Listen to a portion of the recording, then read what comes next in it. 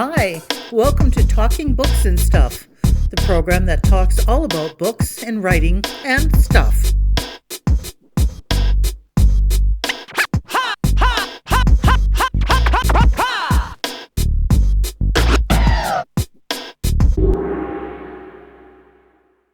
Here's your host, Dennis Rimmer.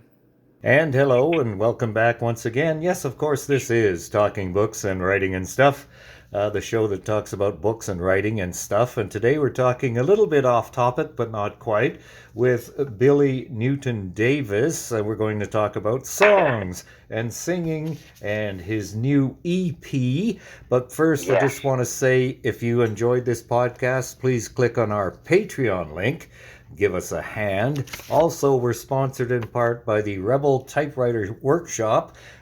Typewriter Workshop. It's in Saskatoon, 306-491-9787. You ask for Tom. But right now, I'm going to ask Billy Newton Davis to say hello to the world of talking books. Hello to the world of talking books. Hi, David. It's Dennis. My brother is David. I'm sorry, Dennis. Sorry. Billy Newton Davis is with us. He grew up in Shaker Heights, Ohio. We won't hold that against him. What did you do? You started singing, I assume, at a young age. Dennis, I was around 5, and I was singing in my mom's and my dad's Little Baptist Church, Second Metropolitan Baptist Church in Cleveland, Ohio. And song was Precious Lord, Take My Hand. My mom was sitting in the front row feeding me the lyrics. And I was just standing there like a little man and singing that beautiful song. So, like a lot of singers from the U.S. of A., not so much up here, I don't think, but lots in the USA. Church music must have played a large part in your life. Very, very big part. I grew up with my mom and dad. I was an only child. My dad had a son. He didn't live with us, so I basically lived my life alone, but my parents loved music. And every Sunday morning was music, breakfast in church every Sunday morning. And until I was around 15, it was like that. And I was introduced, to a lot of great music. My parents also owned a record store for many years in Cleveland called Golden Voice Records. What? So I had some life with that because my dad wanted to be a broadcaster. And we met a gentleman by the name of Reverend I.H. Gordon at WABQ in Cleveland, and it's Sunrise Gospel. And that's kind of how it all kind of started, and I started recording at a young age. Other than the music and the singing, just a quick background, any other hobbies, writing, reading, sports, other than music? Well, fashion. It was always fashion, and it was always me making my mom and my dad look good. I make sure they wore proper clothes for everything. So I was just kind of in tune to TV. I recall Ed Sullivan. I recall the Gene Carroll show in Cleveland, which was a variety show. And that's kind of what my upbringing was like. I'm from around about 26 grandchildren. And so, my mom had 6 siblings. So my life was really, really busy around family. But seriously, with my mom and dad, it was always music. My dad was always playing gospel, rhythm and blues, jazz. My mom was a very active woman. She was active in the church. She was a nurse. They had nurses in the church. And my dad was a deacon. So my upbringing was just surrounded by family and church. And what more does a guy need, right? Well, yes and no. I was an only child, so I was kind of spoiled. Yeah. and really got my way a lot. I really had an interesting life. I mean, there's no... It's very interesting that I live and that I've become a Canadian, because I was never a part of that American scene in a sense. I think about it and I try to put it together, but I was always somewhere else. So I was always fantasizing and wanting to be somewhere else. I was watching TV all the time. So I kind of lived through the TV tube.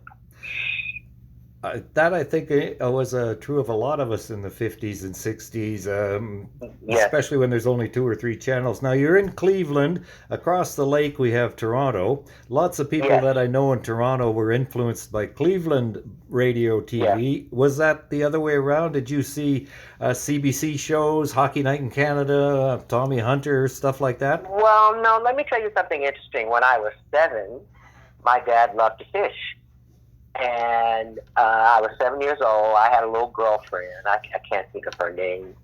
But my dad had the red station wagon with the wood siding. Oh. And he drove us to Rice Lake. I was 7 years old. I woke up and we were on this lake in Ontario, which, I'm so familiar with now. I mean, I've been many places in Ontario, cottage country. But that was kind of the beginning of, my thoughts about Canada. And I can remember going back home saying, oh, I went to Canada. And we fished on Rice Lake. I met my first kind of Chinese Asian family. They owned the cottages. And I remember my mom made me stay in the car until she cleaned the cottage, Dennis. And it was just like, the cottage was full of mosquitoes and cobwebs, and it was real Canadian. Like, we're talking, how we live here, and what our lives have been like as compared to a lot of Americans who maybe go to Michigan or Jersey or upstate New York. I had the experience of Canada, and I'm so proud to talk about it. That's great. And by the way, I was born in Belleville, Ontario. Wow. So I know Belleville. My brother lives in Ottawa. Well, my partner is from Cornwall.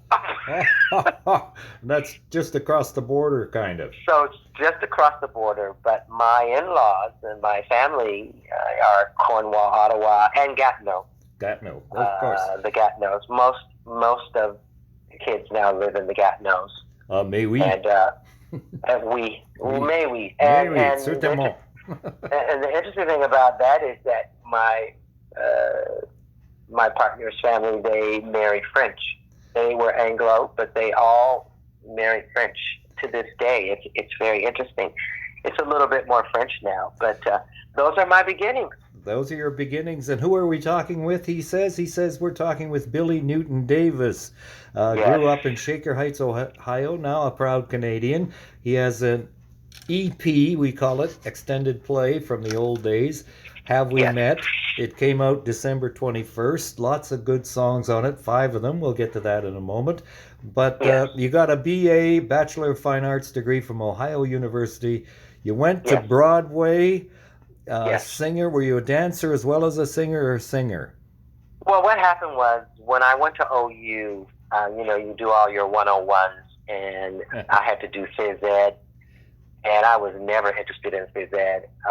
Quick story, in high school, you had to know how to swim before you could graduate. If you didn't know how to swim, you couldn't graduate. What? And, this was in Shaker Heights High School. I had hair issues. So at that point, I had this hair that was, done and fixed, and I wasn't going swimming. And I recall I wanted to graduate because I really wanted to go home. I mean, I wanted to get out of there and go to New York. I really wanted to go to New York. But the real point around it was I went to my gym teacher and I said, I don't really know how to swim really well, and what are we going to do here? He said, I just want you to jump in the pool in the deep end and get out. And that's what I did, and here I am. Yay. Still a non-swimmer, still can dog paddle, things like that. But that just kind of brought me to, my life of getting out of Cleveland and going to university. And there was one-on-one courses, as I was going to tell you. And phys ed was one that I wasn't interested in, but they were looking for men in the dance program. So I went and I auditioned, and I got in the dance program. And that's kind of how my life as a performer kind of started forming, because I had always sang, but I hadn't really danced. And it was sort of like, well, if you're going to New York, you really need to know how to move. Yes. Because, you have to be singing, acting, and dancing. And in the chorus, you had to be responsible and, take on all that stuff. And Dennis, that is how it kind of started. And I danced at school for the remaining 4 years before I left for New York. And what an experience that I had meeting the dancers and the visiting teachers and artists that came. And the dance teacher, the program director, loved me. But at the end of the day, I was always a singer because I couldn't remember half of the choreography. But I could always remember the song. Well, I can do half a two-step. So that means that's a one-step, right? So I love that. But yeah, those are my beginnings at OU. And of course, being in school in the 70s was very interesting.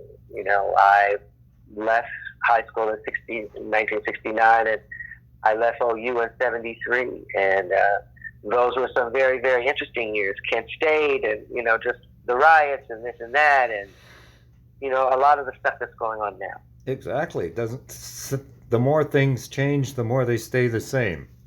Yes, it's very true. So you're on Broadway. You played with Sammy Davis Jr. You played in lots of shows, Got to Go Disco, Eubie, Bubblin' Brown Sugar, Stop the World. Did you actually get to meet and talk to Sammy Davis once in a while? I spent some time with him. I have a really good story. We were in Chicago, and we were at the Erie Crown. And we were there for 6 or 7 weeks. And my mom and dad were coming up with my grandfather. And actually, he was my godfather, but he was the only grand that I had at that time. And anyway, they came. And I remember they were coming on a Sunday. And, you have 2 shows usually on Sunday. And I asked Sammy's assistant, I said, my parents are coming. And I really would love for them to meet him. I mean, this is a big deal. And she says, this is not a good time. And I said, well, I really, really would love for, she says, he's tired when he finishes. So, okay, I'm going to talk to him. She came back to me. Okay, we set it up. You can come, bring your parents, but for 15 minutes. Only 15 minutes. And I said, that's fine. That's fine. I said 15 minutes is wonderful. And anyway, I introduced him to my parents. Hour and a half later, we were saying goodbye. He was one of the nicest men that I had ever met. My dad actually took me to see him when I was 13. And I actually saw him play drums, tap dance, shoot guns, sing songs at the Cleveland Arena. And it was wild to think about those times. And it was then very interesting to even get the show because it was a tight show to get in. Everyone wanted to be in that show. Right. And I wasn't the best dancer in the world. I knew I could sing my way through it, but the dancing, I knew was, going to be a little tough for me. Gotcha. So the funny thing was I auditioned once, and then I auditioned twice, and then they called me in a third time. And there was a group of us, and they kind of saw us again, and they said, I remember that, I'll never forget, they brought us, I guess there was like 10 of us, I think it's 5 guys, 5 girls. They brought us out, and they said, well, guys, either we have to pay you or hire you, because this is your third audition, and we have decided to hire you. And we all went nuts. We went nuts. It was a joyous day, and simply because the star status of Sammy Davis to be on Broadway with a star, those were the early days of, bringing a star in, was quite a phenomenon.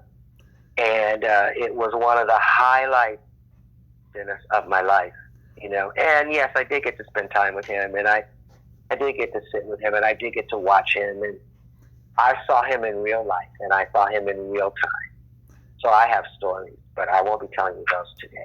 That's okay. Billy Newton Davis is with us. Grew up in Cleveland, Ohio. Went to university and then ended up on Broadway and yes. ended up singing with Gloria Gaynor. And you actually had a duet with Celine Dion, Billy Davis. Yes, sir. Billy Newton Davis. Tell us about that. How'd that go? Well, that was wonderful. So we're moving through my life, and I leave New York. I come to Toronto. I do those shows, and the only interest that I was getting in recording music was here. I had met a great lawyer, Paul Farberman, and he had a very good friend, David Bendeth, who was a great producer. He kind of hooked me up with David, and that's when it kind of all began. We did the first album, Love is a Contact Sport. I believe that was in 86 or something like that. And it was my whole beginning, Dennis, of kind of finding my way as a neophyte in the recording industry, because I had been doing, New York, and I had toured. I'd been to Europe. I'd been to Mexico with Gloria. So I was in my element, ready to take the next step.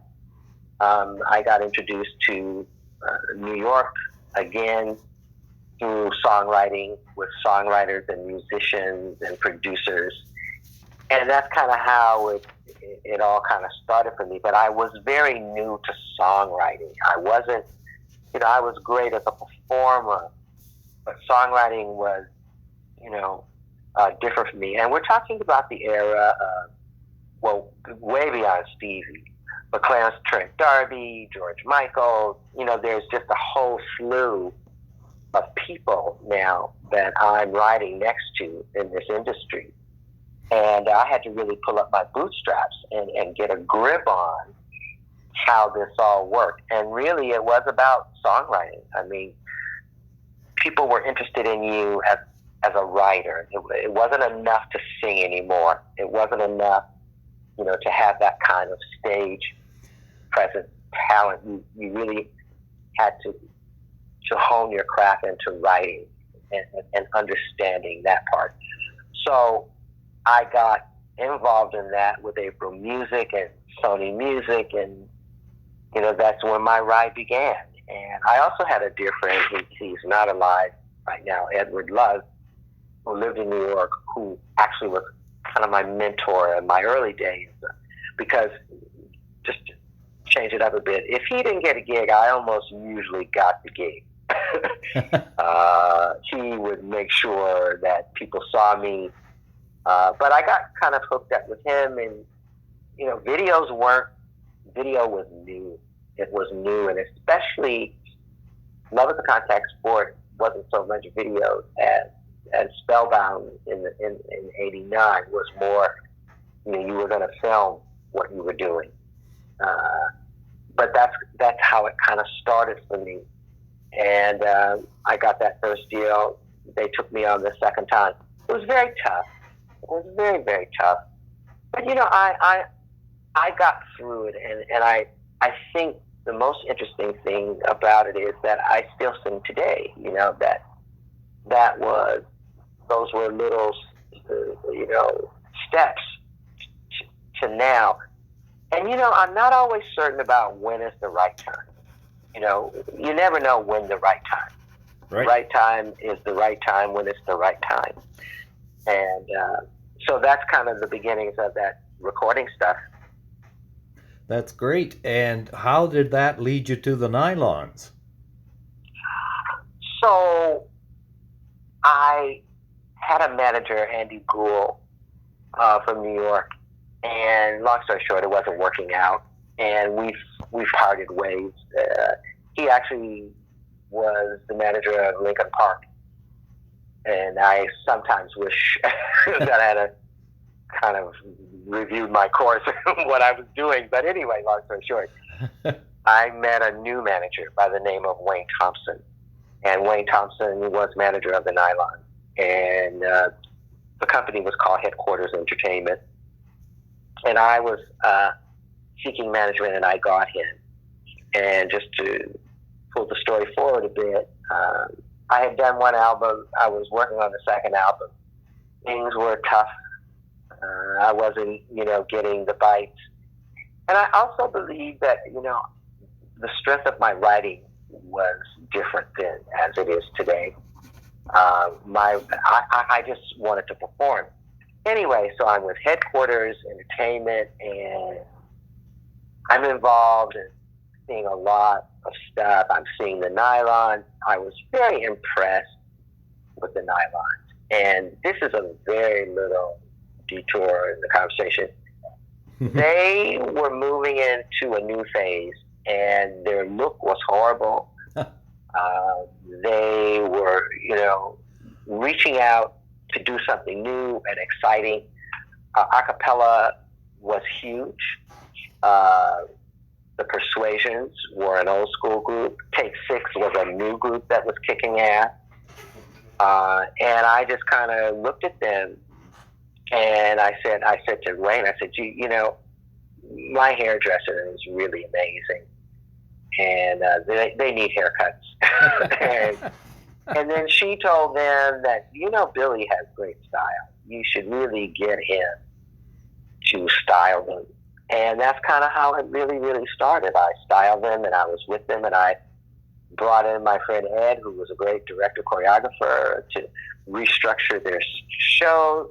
And actually, you're getting a little bit more of the story than most people do, because it never occurred to me that all this was going on before I joined. But, I was around them for a couple of years. And then Mark really got sick. He was struggling. And, HIV/AIDS was in the forefront then of killing many people. Right. And I, knock on wood today, that I'm in Toronto, because I missed that snippet of it. We'll talk about down the road, but I missed that whole takedown of AIDS in New York City. And it took all my friends, many of my friends. Like, it was devastating. But at that point, Dennis, I was living here, so I didn't have to deal with a lot of it. But long story short, Mark Connors got very sick, and Mark died. And I was on the phone with Ian, after his death, because there was question about, will the group go on? Right. Because he was the group.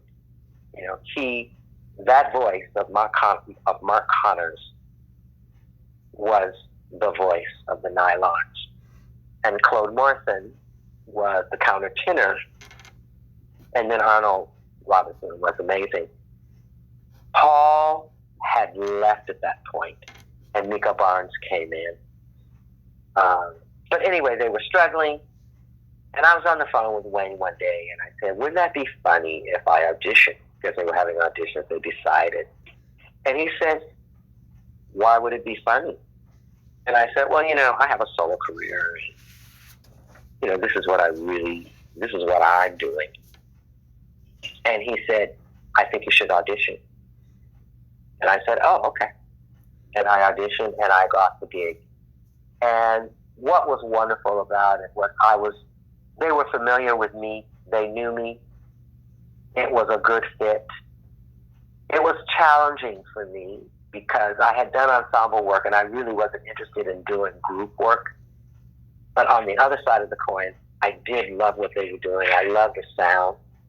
My dad was in a quartet, or several quartets, in my growing up, and the guys would come over. So I knew the vibe, of a cappella, and I knew the vibe of men singing together.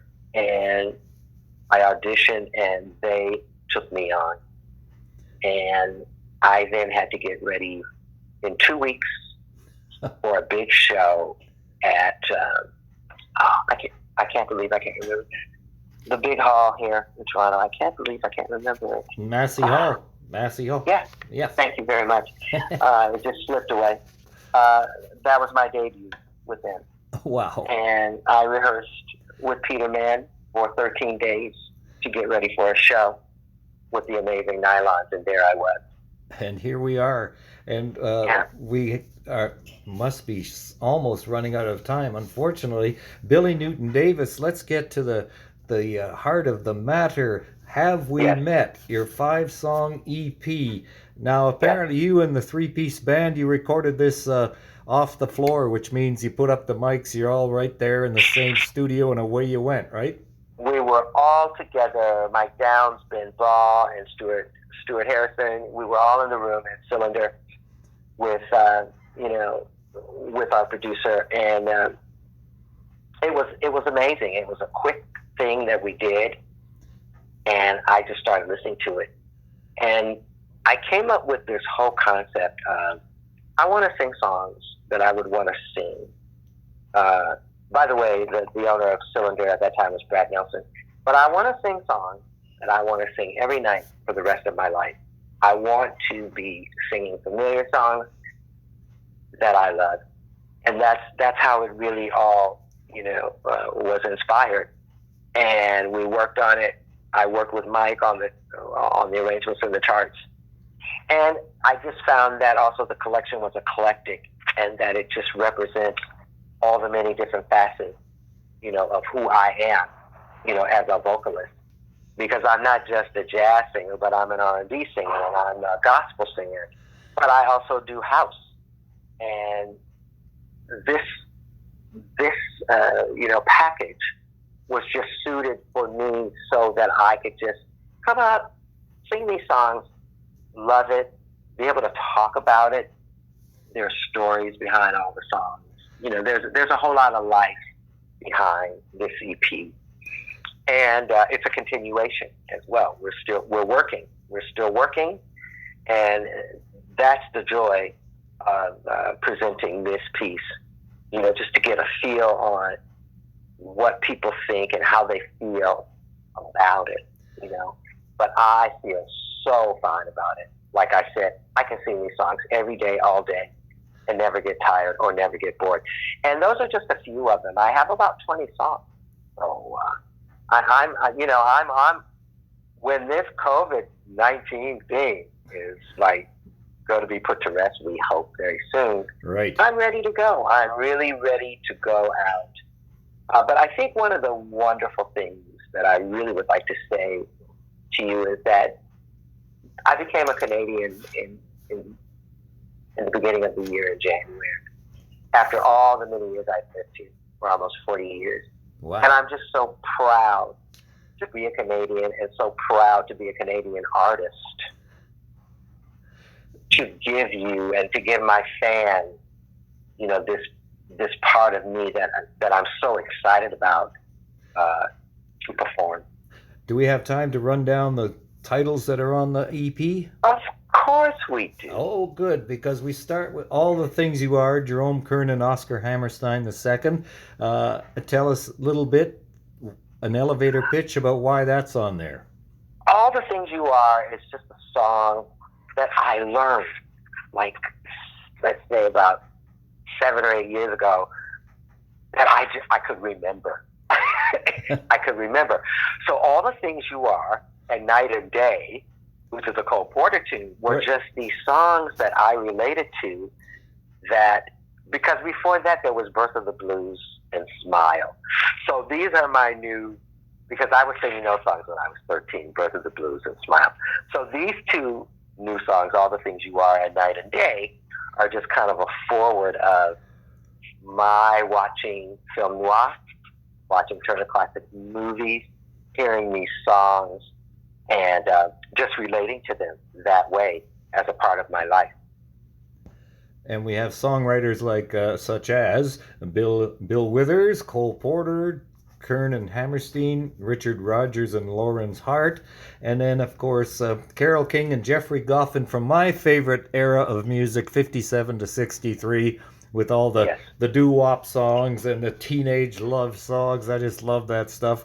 So again, that one, what made you select Will You Still Love Me Tomorrow, which was what, a big Shirelles hit? Well, it's a big Shirelles hit, but it was a big Carole King hit for me. And when I was in university, I was playing her music. I loved her work. So in university, in those years that we were talking about previously, I was listening to Carole King. I was listening to Laura Nyro. I was listening to Blood, Sweat, and Tears and Chicago when I was, like 19, 20 years old. Which, by the way, I met David Clayton Thomas a couple years ago. But just a fan of, because Cleveland is rock and roll. And this is all part of, my collection of songs, like even throwing in all the things and Night and Day. That's part of my theatrical background. But this other stuff, just to bring you up to snuff with where I went, my mom gave me, I'll never forget, Barbra Streisand was doing an album called Color Me Barbara. And my mom made me save up my money so that I could get the LP.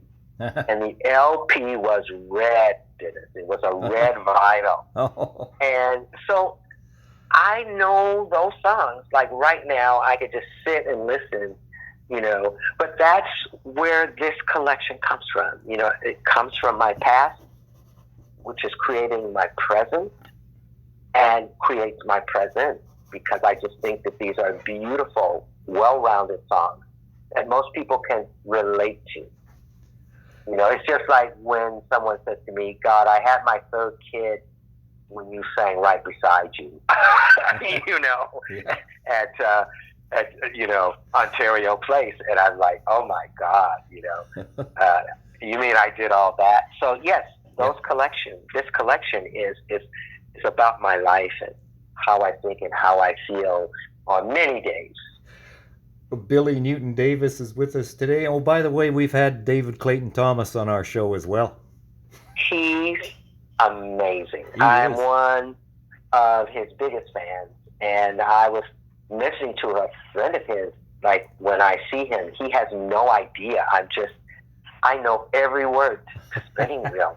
I mean, it's just, it is what it is. And I'm proud. And it's very interesting because, I know we're wrapping it up, but Canada's always been in my life. I knew about Anne Murray when I was,